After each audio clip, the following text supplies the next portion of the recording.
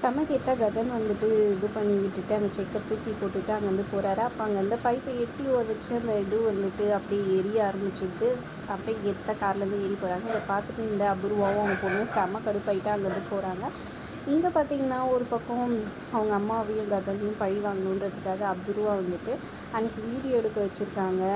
ஒரு பக்கம் இங்கே வீரா வந்துட்டு ககனோட அம்மாவை அவமானப்படுத்தி பேசுகிறதெல்லாம் வீடியோ எடுக்க வச்சு அந்த வீடியோ வந்துட்டு இன்டர்நெட்டில் போட்டுட்ருக்காங்க. இதை வந்துட்டு கிருஷ்ணாவோட சின்ன பொண்ணு பார்த்துட்டு அவங்க அக்கா இந்துக்கிட்டேயும் அவங்க பாட்டிக்கிட்டேயும் வந்து காமிக்கிறாங்க. அடி பாவி ஒரு பொம்பளை இப்படியெல்லாம் பேசியிருக்காளே அவளை அப்படின்னு சொல்லி கஷ்டப்படுறாங்க.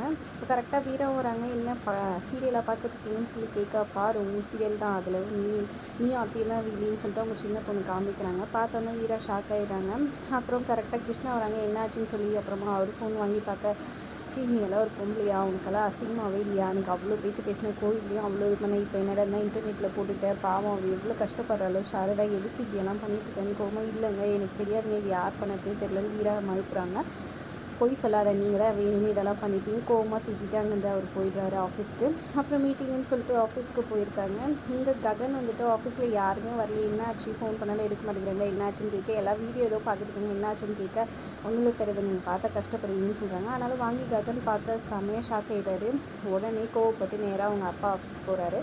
போயிட்டு அவங்க அப்பா பேர் சொல்லி கூப்பிட்டு, ஐயோ நீ எல்லாம் திருந்தவே மாட்டியா, உன்னை யார் கூப்பிட்டாங்க, சின்ன வயசுலேருந்து நாங்கள் மட்டும் தானே இருந்தோம், நீ இல்லாமல் நீ எதுக்கியா வந்த, இப்போ ஏன் இப்படி எங்கள் அம்மாவை கெட்ட பேர் வாங்கி கொடுக்குற, நீ எல்லாம் ஒரு அப்பனா, நீ வந்துட்டு புருஷன் நல்ல புருஷனும் கிடையாது, அப்பனும் கிடையாது, நீ மனுஷனே கிடையாது, அப்படி இப்படின்னு மோசமாக பேசி திட்ட ஆரம்பிச்சிட்டாரு.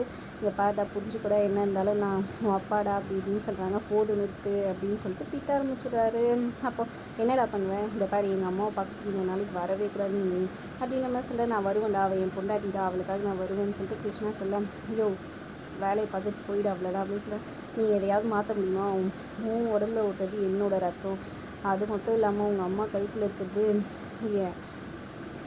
நான் கட்டின தாலி, அது இருக்கிற வரைக்கும் நான் அவள் என்னோட பொண்டாட்டி தான் சொல்ல, அதனால தான் இவ்வளோ தூரம் இது பண்ணிகிட்ருக்கியா, நான் பார்த்துக்கிறேன் இதுக்கு மேலேன்னு சொல்லிட்டு கோமாக்காக அங்கேருந்து போகிறாரு. வெளியே வந்து கார் எடுத்துகிட்டு போகிறத பார்த்தா சரி வந்துட்டு என்னாச்சுன்னு தெரியலையே அப்படின்ட்டு அண்ணாவை ஃபாலோ பண்ணிவிட்டு சைக்கிள்லேயே பின்னாடியே வேகமாக போகிறாங்க. போயிட்டு ஒரு குளத்தங்கரையில் ககன் வந்து அவங்க அப்பா ஃபோட்டோ வச்சுட்டு பிண்டம் கொடுக்கறதுக்காக இது பண்ணிகிட்ருக்காரு. ககன் எவ்வளோ சொல்கிறாரு, வேணாம் அப்பாவுக்கு இப்படியெல்லாம் பண்ண வேணாம் அப்படின்னு சொல்லிட்டு ககன்கிட்ட சொல்ல, வேறு உயிரோடு இருக்கிறது உங்கள் அப்பா, என் அப்பா கிடையாது, என் அப்பா எப்படியே செத்துட்டாரு, அப்போ தானே 4 பேருக்கு தெரியும் அப்படின்ற மாதிரி சொல்லி பண்ண ஆரம்பிக்கிறாரு. உடனே இங்கே வீட்டுக்கு மார்க்கெட் போயிருக்காங்க பூமியும் சாரதாவும். அங்கே எல்லாருமே இவங்களை பார்த்து கிண்டல் பண்ணி ஒரு மாதிரி பேசிகிட்டு இருக்க, பூமி என்னாச்சுன்ட்டு அவங்ககிட்ட ஃபோன் வாங்கி பார்க்க, அப்போ தான் இந்த மாதிரி வீடியோ ஸ்ப்ரெட் ஆகிட்டு தெரிஞ்சவொன்னே சாரதாவுமே அழுதுகிட்டே வீட்டில் வந்து உட்காந்துட்ருக்காங்க. அவங்க பொண்ணும் பூமியும் சமாதானப்படுத்தி பேசிகிட்டு இருக்காங்க ஒரு பக்கம். இன்னொரு பக்கம் பார்த்திங்கன்னா இவங்க 2 பேரும் இப்படி சமாதானப்படுத்தி பேசிக்கிட்டு இருக்க, கரெக்டாக ஃபோன் வந்து செடிக்கிட்டேருந்து இந்த மாதிரி அண்ணா பிண்டம் கொடுக்க பார்க்குறாரு அப்பாக்குன்னு சொல்ல, உடனே கோமா சாரதா அங்கே வந்து காரை எடுத்துட்டு கிளம்பிடுறாங்க. அப்படின்னு சொல்லாமல் நேராக அந்த இடத்துக்கு வராங்க.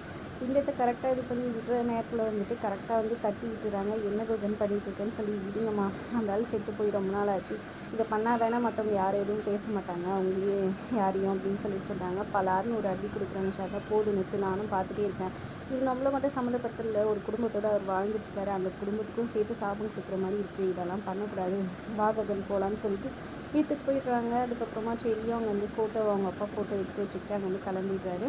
அப்புறம் ககன் வீட்டுக்கு கூட்டிகிட்டு போய், நீ பண்ணது ரொம்ப பெரிய தப்பு, நீங்கள் பாருங்கம்மா, நீங்கள் அடிங்க திட்டுங்க என்ன வேணால் பண்ணுங்கள், ஆனால் வந்துட்டு நான் பண்ண தப்புன்னு மட்டும் சொல்லாதீங்கன்னு சொல்கிறாங்க. உயிரோடு இருக்கிற ஒருத்தருக்கு பின்ன வைக்கிறது பேர் வந்துட்டு கரெக்டுன்னு சொல்லாத ககன் அப்படின்னு சொல்கிறாங்க. நீங்கள் ஆண்டி வந்துட்டு தப்பை தானே சொல்லிட்டு இருக்காங்கன்னு சொல்லிட்டு சொல்ல வராங்க. பூமி போது நிறுத்து, உனக்கும் இதுக்கும் சம்மந்தமே கிடையாது, நீ எதுவும் பேச தேவையில்லன்னு கத்துறாரு ககன். அதோட எபிசோட் முடியுது.